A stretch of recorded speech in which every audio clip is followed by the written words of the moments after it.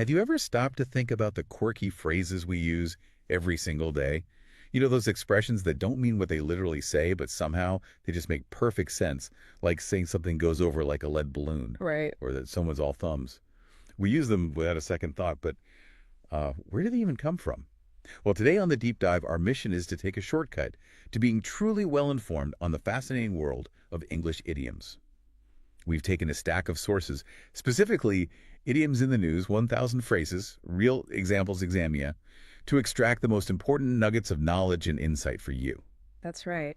And we're going to be exploring, the surprising origins of these phrases, how their meanings have maybe shifted over time, and also the subtle nuances that can sometimes lead to a bit of confusion. Our goal is really to give you those aha moments so you can truly understand not just what these phrases mean, but why they matter. We want to empower you to spot them, in conversation, in the news, and gain a much deeper appreciation for this living language we all use. Okay, let's unpack this then. It sounds like many of our most common idioms have roots stretching back centuries, often in like literal acts or contexts that are long forgotten now. It's like finding a linguistic fossil. It truly is, yeah. Let's maybe start with phrases that began as very physical, literal descriptions. Take a far cry and far from it. Sure. Originally, cry actually meant shout. A shout. Yeah, so a far cry was literally a shout over a long distance. So someone was actually yelling across a field, and that was a far cry. Pretty much, yeah. And now it means something totally different, like that example. Carpe Diem High School being a far cry from an old school. It signifies a huge difference, doesn't it? Precisely. It's gone from a physical measurement of distance, you could say, to a qualitative measurement of difference. And its close cousin, far from it, that just means not at all. Like Gina McCarthy's statement that EPA actions were not without controversy, far from it, it emphasizes the not at all. That's a great example, how literal actions just transform into abstract concepts. And speaking of literal actions, if you're all thumbs, you're incredibly clumsy. Yeah. Like someone with, what, 5 thumbs on each hand? It's such a vivid image, isn't it? It really paints a picture. And this one's been around since the 1500s. Wow. And it's interesting, it can apply beyond just physical dexterity.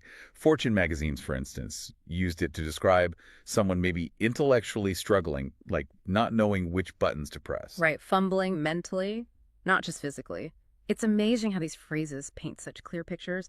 Another one that comes from a physical boundary you mentioned, beyond the pale. Yeah. If something is beyond the pale, it's completely unacceptable. This one takes us back to the 1600s, a pale. Yeah. Well, it was actually a fenced-in area, a boundary. A fence, like a picket fence. Sort of, yeah. Or maybe a boundary marker. So if you were beyond the pale, you were outside the boundaries, outside the accepted standards or laws of that area. There was that example with Mike Rice, the Rutgers basketball coach. His actions were described as beyond the pale by Grant Wall back in 2013. Really highlights crossing a severe social boundary. Fascinating. So outside the accepted limits, and sometimes these literal origins are about preparation, maybe, or lack thereof, like having a chip on one shoulder. Oh, yeah. If you have when you're angry, ready for a fight, often there's something to prove, right? Exactly. And that image comes from the 1800s. Apparently, bonds would literally place a chip of wood on their shoulder. Yeah, daring anyone to knock it off. It was like an invitation to fight. Wow. So that literal challenge became a metaphor for, simmering resentment or aggression. It makes you wonder how many playground antics from centuries ago became part of our everyday speech. Another one from a surprising physical origin. Cut and run. This sounds like cowardice, but where does it come from? It's nautical, from sailing ships. Centuries ago, the fastest way for a ship to make an emergency departure, maybe if they were surprised or in danger, was to literally cut its anchor line and just sail away, run. Cut the anchor and go. Exactly. Charles Dickens even used it in Great Expectations back in 1861. It paints such a clear picture of abandoning ship quickly, often implying, cowardice or avoiding confrontation. That's incredible, cutting ties for a quick escape. And sometimes language can be surprisingly precise. To be in the nick of time means at the exact moment it's needed. I always pictured it as like a close shave. And you're not far off. Yeah. But the nick part is key. Nicks were actually cuts or marks used for precise measurements, like on a tally stick or something. Oh, okay, like notches. Exactly, notches. This usage goes all the way back to the 1600s. So it's about being right on the mark precisely when needed, not just almost. Okay, that adds a whole new layer. Precision. So if someone gives you something, you shouldn't look a gift horse in the mouth. That's about not being ungrateful or suspicious of a present, right? Exactly that. You value a horse, or you used to, by checking its teeth to gauge its age and health. Right. So to do that when it's a gift, well, it implies you're questioning its quality or value, being suspicious. This proverb is ancient, from the 1500s, and it really highlights a timeless aspect of human interaction. How we receive gifts, Don't be critical. It's truly amazing how these bits of history, these literal objects or specific actions, have just been distilled into these powerful, concise expressions that we still use all the time. It really underscores how language isn't just words, it's kind of a living museum of our past. It absolutely is. And what's particularly intriguing, I think, is how many of these phrases aren't static. They evolve, they shift, and sometimes they even flip their original meanings entirely. They reflect cultural changes over time. That's a perfect segue. Let's talk about those surprising meaning shifts then. For instance, 15 minutes of fame. We all know it from Andy Warhol, right, in 1968. Everyone will be famous for 15 minutes. Usually implies fleeting celebrity. It does. That's the standard meaning. But what's fascinating, as the source points out, is how it can also be used almost as an insult. How so? Implying someone is just seeking attention for selfish reasons, grasping for publicity. There was that example of Kardashian's lawyer using it that way. Ah, okay. So a bit cynical. Yeah. And even more intriguing, think about today. With TikTok and super short video clips, 15 minutes actually feels much longer than it probably did in 1968 when Warhol said it. That's a great point. Our perception of time changes with media, so the phrase itself kind of lands differently now. That's a brilliant observation about how context affects the meaning. And speaking of shifts in perception, jack of all trades. It comes from that longer phrase, jack of all trades, master of none, which sounds negative. Traditionally, yeah, it suggested being okay at many things, but not great at any. But today, it's often seen as a positive thing, isn't it? Absolutely. The source mentioned a survey finding 70% positive usage, which is huge. It's a perfect example of how our perceptions change. Maybe in today's world, being adaptable, wearing many hats. Maybe that's seen as more of a strength than a weakness, a reflection of evolving values, perhaps. It really is. It reminds me of Steel Thunder. Yeah. Today, we usually mean, drawing attention away from someone else's announcement or achievement. Right, grabbing the spotlight. But its original meaning was much more specific and, frankly, a bit petty. Oh, it was. It's a great story. From the early 1700s, it came from a playwright. A playwright. Yes, who complained that his special sound effect for thunder, which he'd invented, was literally stolen and used in a rival's play. No way. Yes. So originally, it meant using another person's idea or creation for your own advantage, not just grabbing attention generally. That specific nuance of, intellectual property theft is often lost today. That's a huge shift. From a specific act of plagiarism, basically, to just general overshadowing. Another phrase that's had quite a journey is lame duck. I always associate it with politics, an official on their way out. And that's its main use now. But it actually started way back in the 1700s. Where? To describe a financial investor on the stock exchange who couldn't pay their debts. A defaulter. Oh, a financial term first. Yes. Then, by the 1800s, it jumped into politics to mean a weak or outgoing official. And now it can apply more broadly to anyone who won't be in their position much longer, or even that legislative session after an election, but before the new people take office. That's quite an evolution, from finance to politics and then more general use. It shows how metaphors can really spread. And what about up to snuff? Today it just means good enough, acceptable standard. Pretty much, yeah, meets the bar. But 2 centuries ago, it actually meant very intelligent or sharp. Intelligent? How? It was linked to the stimulating effect of using snuff, that powdered tobacco you inhale. Ah, so taking snuff supposedly made you sharper. Apparently that was the idea. So up to snuff meant mentally alert, clever. It's a classic example of how a term can completely change its core meaning, from signifying high intellect to merely meeting an acceptable standard. Quite a downgrade, really. That is genuinely surprising. I always just assumed up to snuff meant something was, up to par, but never linked it to intelligence or tobacco. It's amazing how many assumptions we carry about language. Speaking of common assumptions, let's clear up the confusion between home in and hone in. People mix these up all the time. Oh, constantly. And crucially, hone in is the mistake. It's very common, but it's technically incorrect. So it should be home in. Yes, home in means to focus on or move directly towards something. Think of a homing pigeon or a missile homing in on a target. It originated from home on back in the early 1900s. Hone, on the other hand, means to sharpen, like honing a blade or honing your skills. Got it. The confusion likely just comes from the similar sound. Easy mistake to make. So you home in on a target, but you hone your skills. Good one to clarify. Yeah. And what about icing on the cake? Usually means something extra that makes a good thing even better, right? Like a bonus. Yes, that's the most common meaning. Because cake is sweet, icing makes it sweeter, so it's an additional good thing. But, there's the but. There is. Sometimes it can just mean one more similar thing added on top without necessarily implying it's a good thing. There was a New York Times example from 2011 about Middle East unrest pushing up oil prices that was described as icing on the cake. Ah, so not making a good situation better, but making a bad situation more complex, or just adding another element. Exactly, adding another factor to an already difficult situation, not necessarily making it sweeter or better. Dickens magazine used it metaphorically way back in 1886, so it's had this potential nuance for a while. So it's not always a positive addition, just another layer. That's a subtle but important distinction.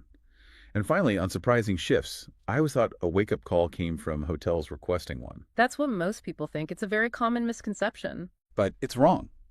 Well, hotels do give wake-up calls, obviously, but the figurative use of wake-up call, meaning an event that alerts someone to the need for action or change, is actually much older than its strong association with hotels. Older? How?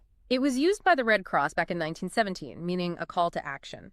And its figurative use pops up before the Hotel Service Association really cemented itself in the public mind. There's a 1977 example from a golfer using it figuratively. So the idea of something waking you up to reality came first. Exactly. The hotel context just became a very convenient and literal hook for it later on. That is truly fascinating how a phrase's popular association can just overshadow its actual older origin. These shifts really underscore that language isn't static. It's dynamic, it reflects culture, and how people actually use it. Absolutely. And it raises a larger question for me, How do we decide which version of a phrase is correct when it's constantly evolving based on common usage?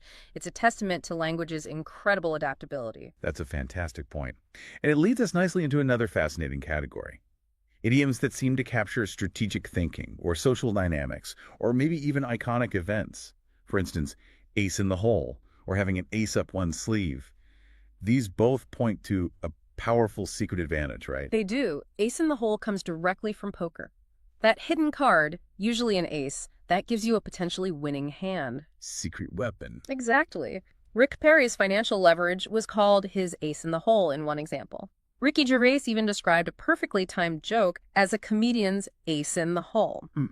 The nuance, of course, is that sometimes it's used when the advantage isn't secret, which is a slight misuse, arguably. Right. And ace up one's sleeve. Similar idea. Very similar. Also a hidden advantage. Maybe slightly more implication of trickery sometimes, like a hidden card literally up your sleeve, but not always. It doesn't necessarily imply cheating.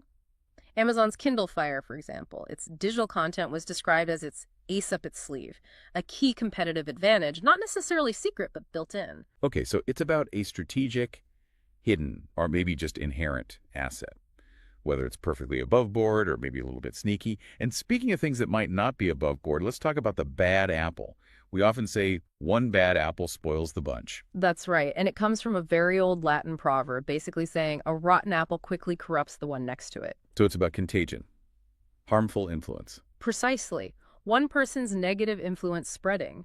But what's interesting is that sometimes that powerful original metaphor of literal rot spreading gets, forgotten. And it just becomes shorthand for someone to blame or the single cause of a problem without necessarily thinking about the spoiling effect. There was a News and Tribune example after 9/11 where it seemed used more like that. I see. So the impact on the group becomes less central than just identifying the bad individual.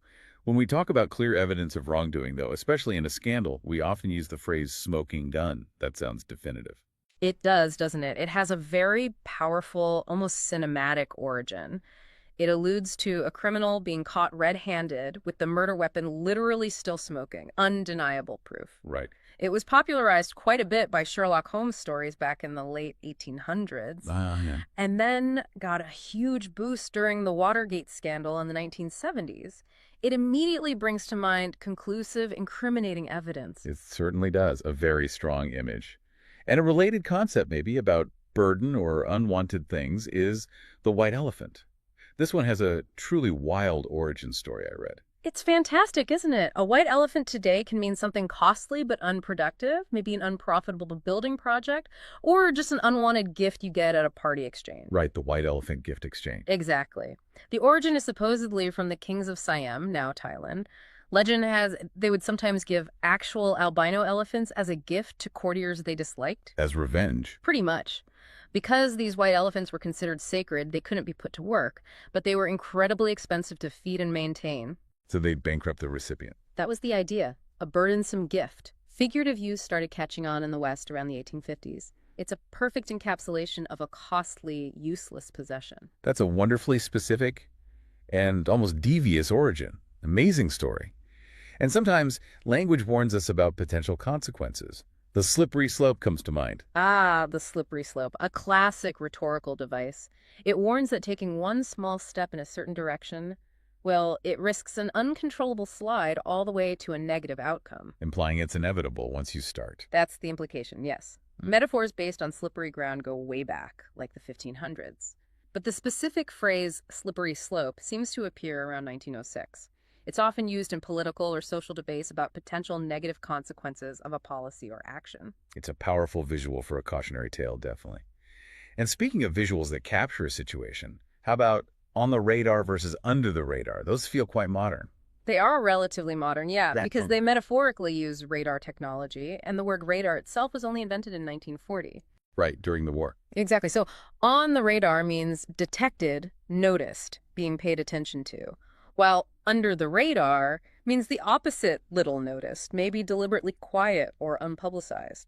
It's a great example of how new technology quickly enters our everyday language to describe, complex social dynamics of visibility and It attention. really is. Technology shapes language constantly. It certainly is. And I've noticed a lot of phrases that are about small details or maybe the importance of them. We have don't sweat the small stuff, but also God is in the details and the devil is in the details. Yes, and what's fascinating here is that both of those phrases, God is in the details and the devil is in the details, they basically mean the same thing. They do. That seems contradictory. It sounds it, but they both mean that success or failure ultimately depends on those tiny, often overlooked parts. The small stuff matters. God is in the details is attributed to the architect Ludwig Mies van der Rohe around 1957. It emphasizes precision, care, achieving excellence through attention to detail. Okay, the positive side. Right. And then the devil is in the details, appeared a bit later, 1969 or so. It suggests that problems, complications, things that trip you up, they often hide in the minutiae. Ah, the negative side, the pitfall. Exactly. So it's this beautiful linguistic paradox using opposing imagery, God versus the devil, to convey the exact same crucial message. Pay attention to the details. That truly highlights the power and flexibility of language, using opposites to say the same thing. And finally, if something is a complete disaster, just a total mess, we often call it a train wreck.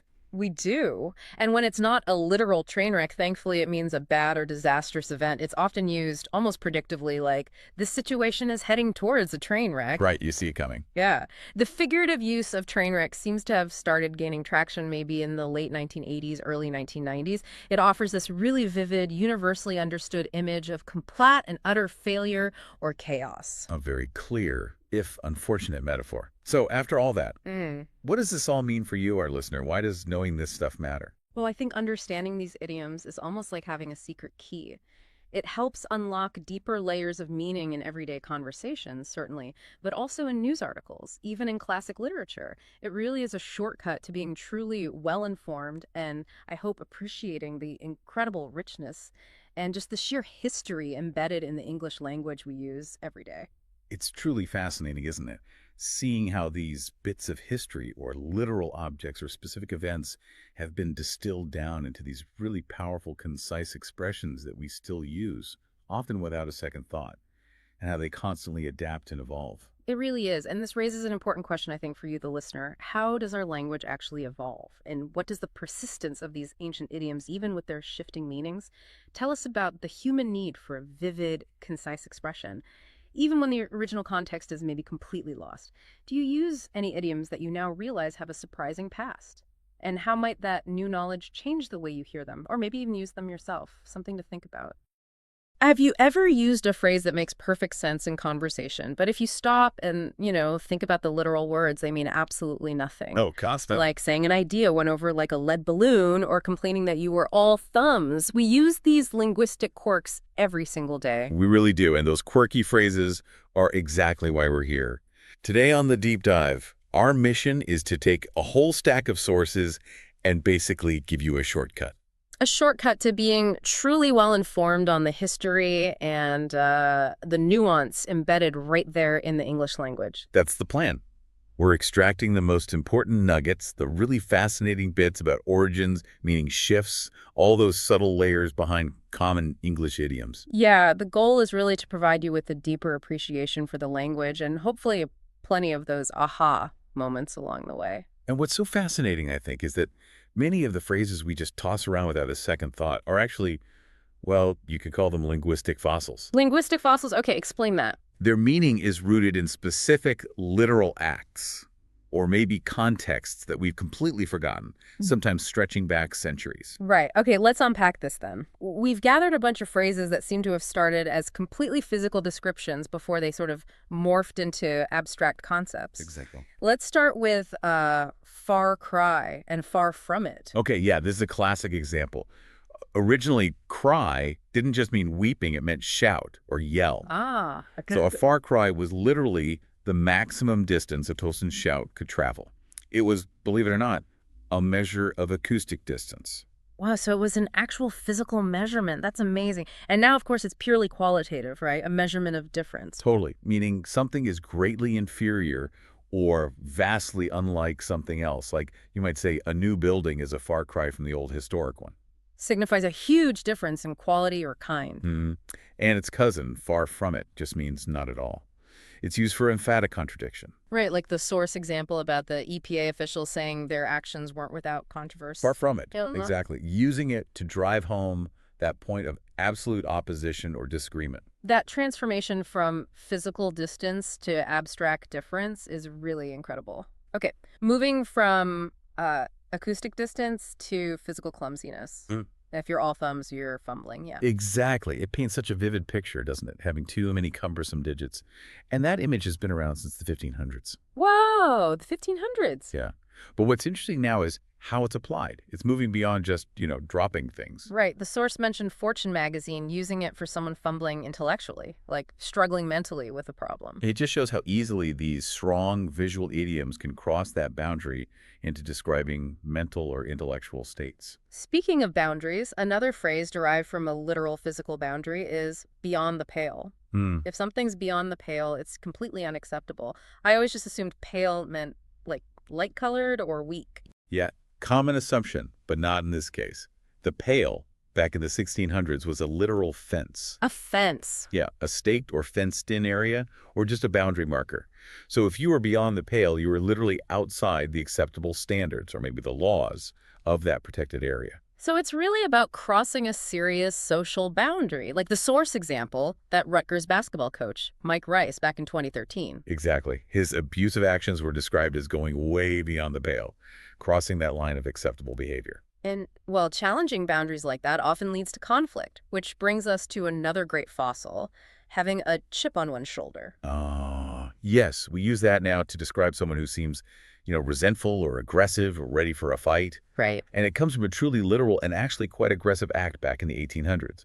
Apparently, boys would literally place a chip of wood on their shoulder. No way. Yeah, daring anyone else to knock it off as an invitation to fight. It was a physical signal.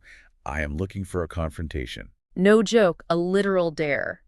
That's incredible. That becoming a metaphor for being ready to fight is so concise. It is, and sometimes avoiding that kind of confrontation required a quick exit, didn't it?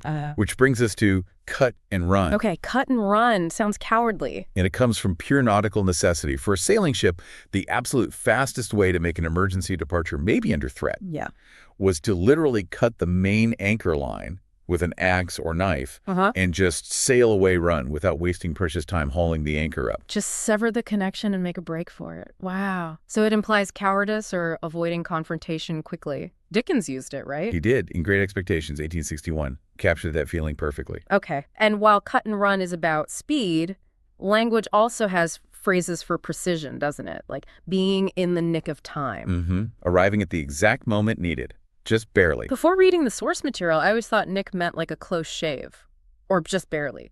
But the origin is more precise. It is, yeah. It dates back to the 1600s. Nicks were actually cuts or notches used for precise tallies. Tallies, like counting. Exactly, often on a tally stick used for accounting or keeping records. So being in the nick meant being right on the mark, precisely when needed. It emphasized exactness. That adds a whole new layer of precision to it. Okay, and to wrap up this first section on ancient literal acts, we have to talk about that timeless advice. Don't look a gift horse in the mouth. Oh, absolutely. Yeah. That piece of advice has been around since at least the 1500s. And the logic is? Well, to gauge a horse's age and its general health, you check its teeth.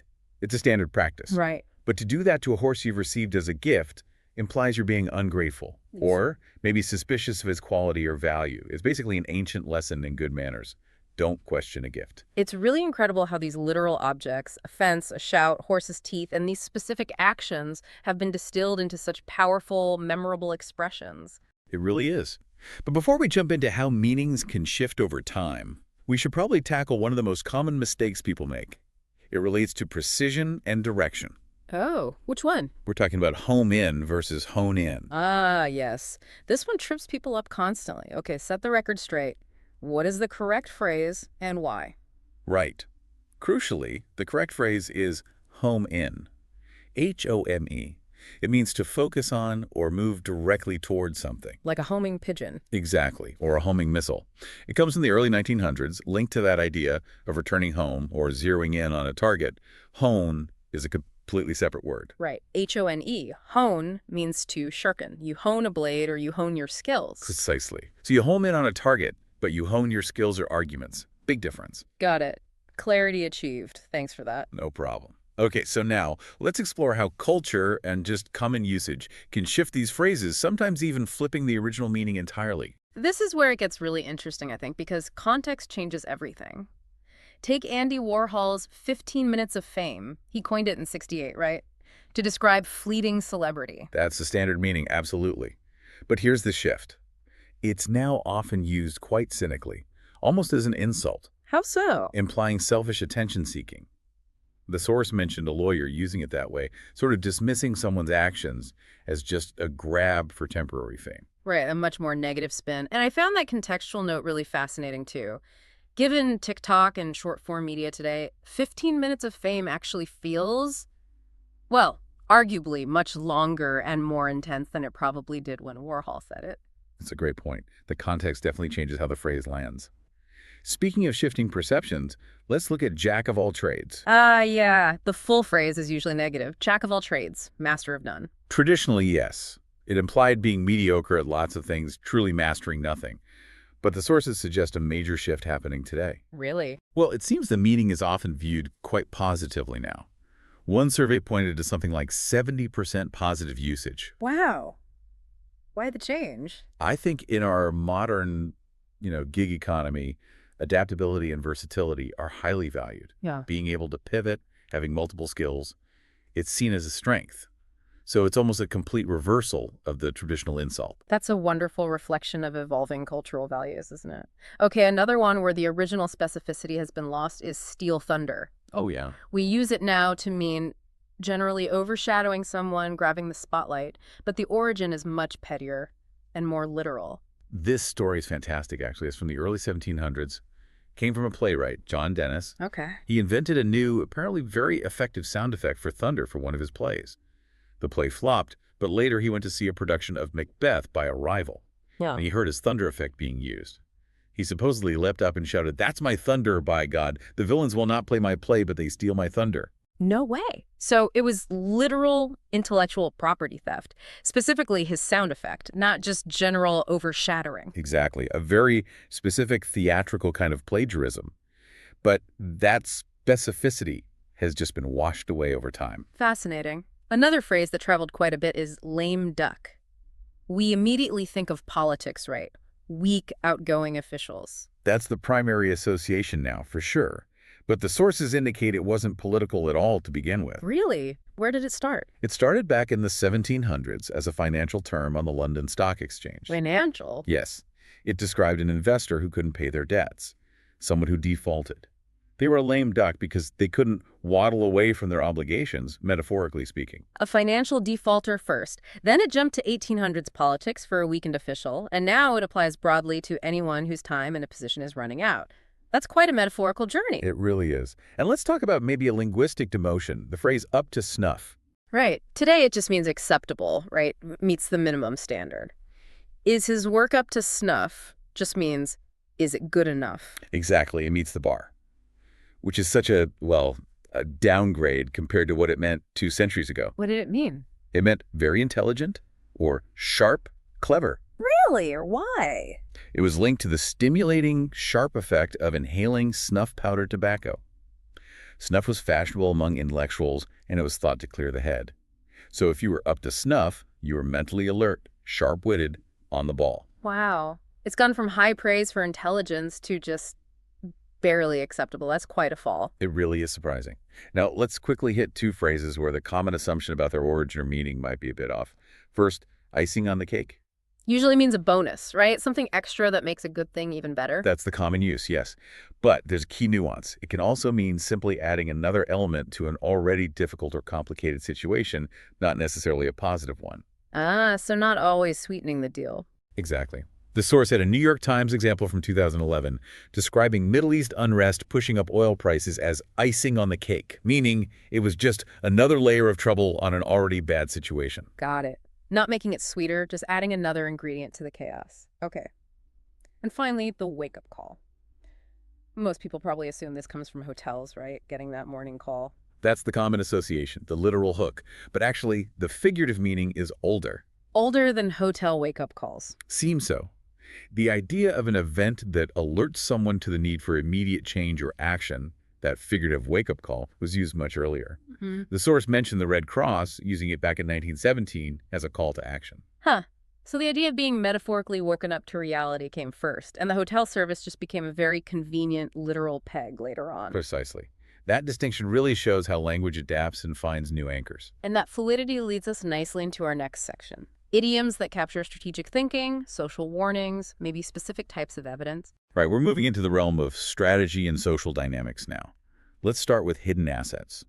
Ace in the hole, or ace up one sleeve. Okay, both sound like holding a secret advantage. Ace in the hole is definitely poker, yeah. Yeah. The hidden card. Exactly.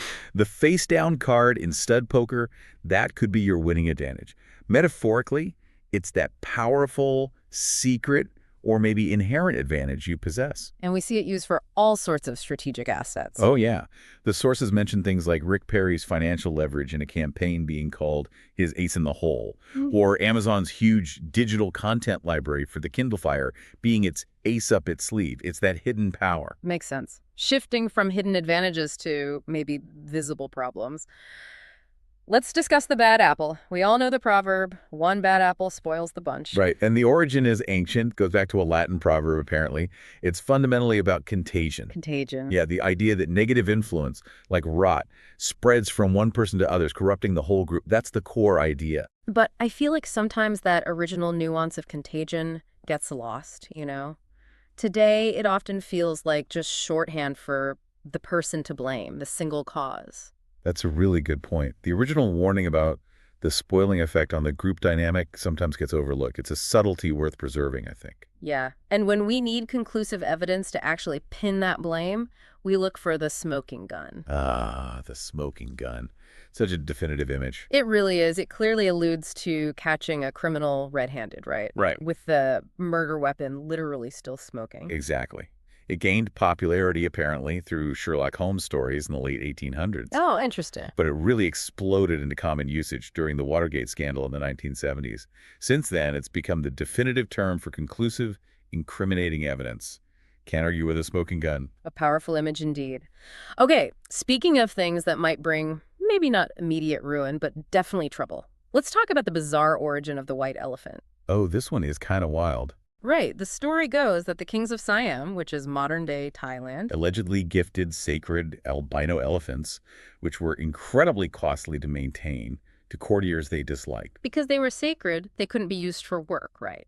But they cost a fortune to feed and house. Exactly. It was supposedly this ingenious, passive-aggressive way to bankrupt your enemies without actually doing anything aggressive. Just give them this hugely burdensome gift. That is devious. So the figurative use popped up in the West when... Mid-1800s, roughly. It came to mean any costly, burdensome, unproductive, or just unwanted possession. That thing in the attic nobody wants but can't throw away. The ultimate unwanted gift. Okay. And sometimes language isn't just describing a disaster. It's used to warn us about potential disaster. Enter the slippery slope. Classic rhetorical device, the slippery slope. It warns that taking even a small initial step in a certain direction carries the risk of an uncontrollable slide toward a really negative outcome. You hear it all the time in debates. All the time. The specific phrase itself seems to appear around 1906, and it's been a staple in political and social arguments ever since. It's a powerful cautionary metaphor. And sometimes the best phrases are actually created by relatively new technology, like on the radar or under the radar. They feel very modern. They are quite modern, yeah. They're directly linked to radar technology, which was invented around 1940. So World War II era tech. Exactly. It's a great example of how technology filters into our everyday language to describe social concepts. Visibility, basically. Being detected and noticed versus being little noticed or maybe deliberately unpublicized. Language adapting again. Okay, and finally, let's look at this interesting paradox around attention to detail. God is in the details and the devil is in the details. Right. What's truly fascinating here is that both phrases, despite using completely opposite imagery, God versus the devil, convey the exact same fundamental message. Which is? The critical importance of the small, often overlooked parts for overall success or failure. Okay, so God is in the details. That emphasizes precision, care, achieving excellence through meticulousness, attributed to architects like Ms. Van der Rohe, right? Correct. And then the devil is in the details, which seemed to gain traction a bit later, maybe around 1969. That emphasizes the hidden problems, the complications, the potential pitfalls that lurk in those same small details if you're not careful. Precisely. They both scream, essentially, pay attention to the small stuff. One from a positive angle, one from a negative, but the core message is identical. And if you don't pay attention to the small stuff, well, you risk the ultimate figurative failure, a train wreck. Ah, yes, the shorthand for complete disaster, utter chaos, often used predictively too. This project is going to be a train wreck. Yeah. When did that figurative use really take off? It seems like the late 1980s, early 1990s. It just offers such a vivid, universally understood image of a catastrophic event. Hard to misinterpret that one. Absolutely. So after covering all these linguistic fossils and evolving meanings, what does this entire deep dive really mean for you, the listener? I think understanding these idioms, really getting their backstory and nuances, it's like having a secret key.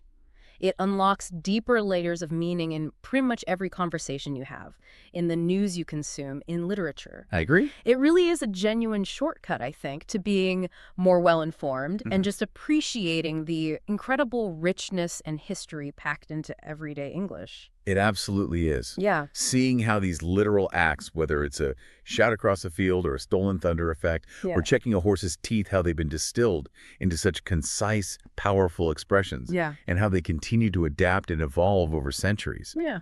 It truly underscores that language is this dynamic, living museum. It holds on to the past while constantly changing. Beautifully put. And this kind of raises an important question, maybe something for you to mull over after listening. How does our language actually evolve? You know, what drives these changes? And what does the sheer persistence of these ancient, powerful idioms, even when their original context is completely lost or the meaning has shifted dramatically, what does that tell us about the fundamental human need for vivid, concise, memorable expression? That's a great question.